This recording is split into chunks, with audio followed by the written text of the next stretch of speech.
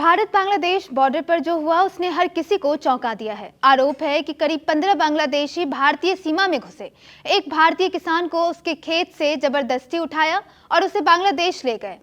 सवाल ये है कि आखिर बॉर्डर पार करके ये लोग भारत में इतनी दूर तक पहुंचे कैसे। ये मामला पश्चिम बंगाल के जलपाईगुड़ी का है। यहाँ 35 साल के किसान दीपांकर गोप शनिवार सुबह अपने चाय के खेत में कीटनाशक का छिड़काव कर रहे थे। खेत बॉर्डर से महज करीब 140 मीटर दूर था। दीपांकर अपने काम में लगे थे, तभी अचानक कुछ लोग वहां पहुंचे और उन्हें जबरदस्ती अपने साथ ले गए। सबसे हैरानी की बात यह है कि आरोप लगाने वाले लोगों के मुताबिक ये कोई एक दो लोग नहीं थे, बल्कि करीब 15 बांग्लादेशी भारतीय सीमा में आए थे।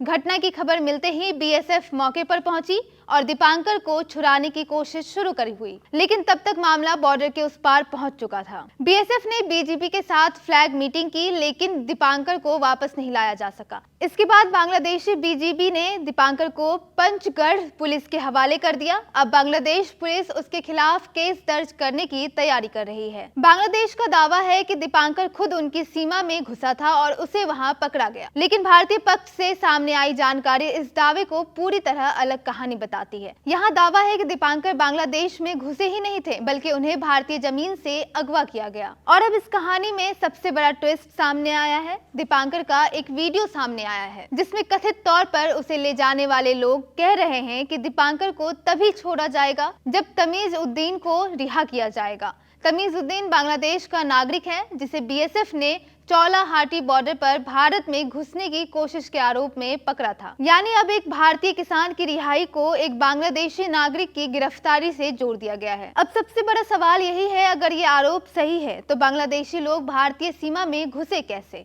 और एक किसान को उसके खेत से उठाकर ले जाने की नौबत आखिर आई कैसे। फिलहाल बीएसएफ और बीजीपी के बीच बातचीत जारी है और भारत की कोशिश दीपांकर गोप को सुरक्षित वापस लाने की है। लेकिन इस घटना ने बॉर्डर की सुरक्षा और वहां रहने वाले लोगों की सुरक्षा दोनों पर बड़े सवाल खड़े कर दिए हैं।